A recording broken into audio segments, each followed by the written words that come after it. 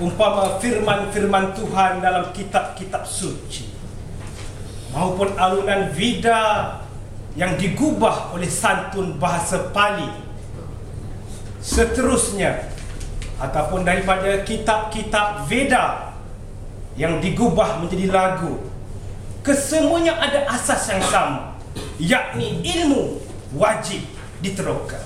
Seawal Adam dicipta, ketika itu bermulalah penerokaan ilmu, dan daripada ketika itulah juga bermulanya tamadun manusia. Kerana itu percayalah, bangsa berilmu, bangsa bertamadun.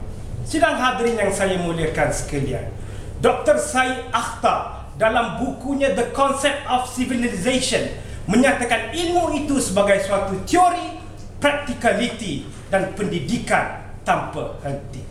Civilization ataupun ketamadunan berasal daripada perkataan Latin civilis, bukan syphilis.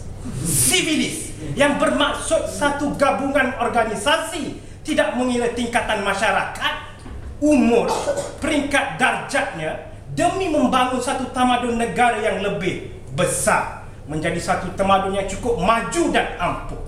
Sidang hadirin yang dimuliakan sekalian, apabila kita melihat dari sudut ilmu dan tamadun, ada pengisiannya, yakni masyarakat, yakni individu. Daripada individu ini lahirlah masyarakat bertamadun, kemudian membina sebuah negara yang lebih maju. Itulah tiga indikator yang saya akan terangkan bagaimana ilmu itu membentuk bangsa yang bertamadun. Apabila kita bercakap soal ilmu daripada individu itu, dapat dilihat penerokan ilmu itu bermula sekitar kita masih di dalam rahim ibu. Bagaimana bangsa Yahudi itu mendidik bayi yang berada dalam rahim ibu itu dengan pelbagai kaedah yang diyakini mampu melahirkan bangsa yang maju. Buktinya, mereka telah mendidik, memastikan ibu-ibu mengandung itu mempelajari, membuat latihan-latihan matematik. Kerana itu diyakini mampu memastikan bayi yang dikandung itu menjadi bayi yang pintar. Ini tidak dapat dinafikan, kerana kita telah melihat bangsa Yahudi, bangsa Israel merupakan bangsa termaju, walaupun kelompoknya adalah merupakan kelompok yang amat kecil jika nak dibandingkan dengan bangsa-bangsa yang lain yang jumlahnya dalam dunia ini melebihi daripada bangsa Yahudi. Itu bukti yang pertama.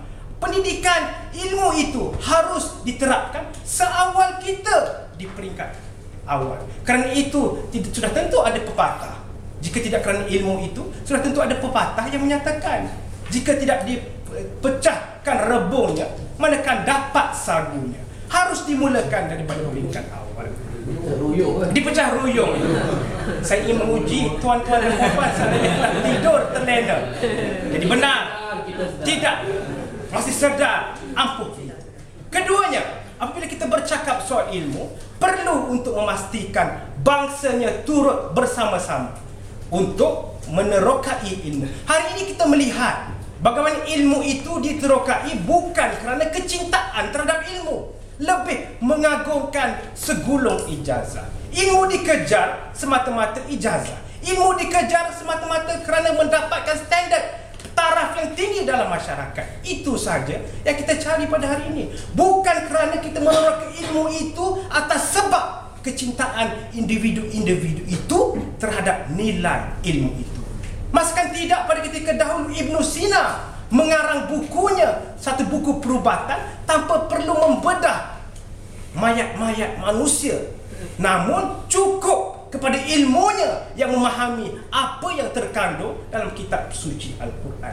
Begitulah betapa beliau amat mencintai ilmu. Beliau mengkaji buku metafisika karangan Aristotle 40 kali, sedangkan buku itu mengandungi 40 bab dan 13 siri. Itu yang saya katakan bahawa kecintaan ilmu itu bukan sekadar untuk kita mendapat penarafan standard tahap darjat yang tinggi dalam masyarakat, tetapi lebih disebabkan kecintaan kita terhadap ilmu itu sendiri.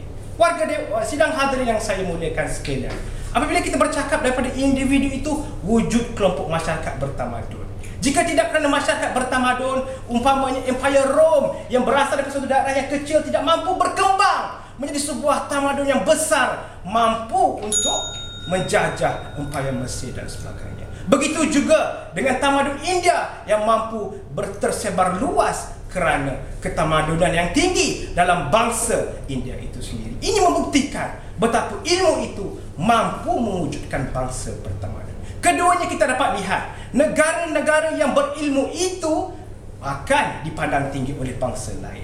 Buktinya, pemimpin-pemimpin agung yang mengutamakan ilmu itu wajar diberikan pendidikan ataupun wajar diberikan penarafan yang tinggi kerana mereka ini mengagungkan ilmu, bukan kerana sekadar ilmu itu diperlukan untuk menempatkan mereka dalam tahap yang tinggi, tetapi bertujuan untuk memajukan, membawa bersama-sama bangsa mereka untuk maju dan bertamadun. Itu yang kita dapat katakan seorang pemimpin yang benar-benar mencintai ilmu demi membawa bangsanya bersama-sama untuk maju dan mewujudkan tamadun yang lebih maju. Kerana itulah saya ingin tegaskan sekali lagi, saya ingin pesan kepada tuan-tuan dan puan-puan sekalian, terukailah ilmu itu kerana kecintaan kita terhadap ilmu. Ilmu yang ada di dunia ini, warga sidang hadirin dimuliakan sekalian, sekadar setitis air di lautan.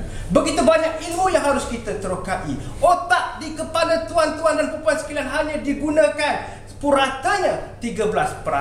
Masih ada 63%, 67% yang boleh kita usahakan, kita terokai ilmu ini.